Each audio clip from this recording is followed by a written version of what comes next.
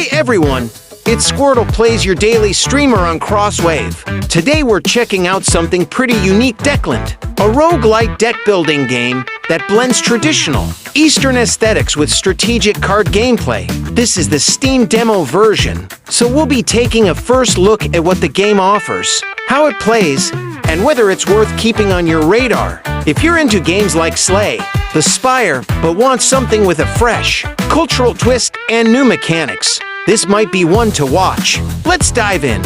So in DeckLand, you play as a monk returning to what's called the Kingdom of Morning Calm. Something has gone seriously wrong, and your goal is to push through dangerous encounters, uncover what caused the catastrophe, and restore balance. The core gameplay is classic roguelite.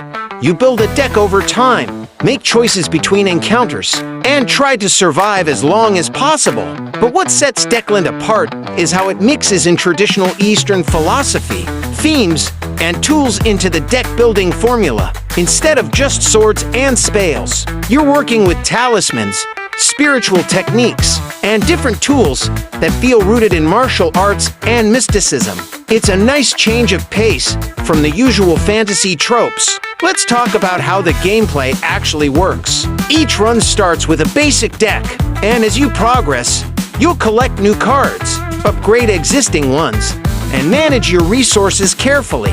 Combat is turn-based, just like you'd expect, but positioning and timing feel more deliberate here. You've got attack cards, defensive cards, and utility options, but there's also a focus on flow and synergy. Some cards seem to build off each other in ways that encourage planning ahead rather than just reacting.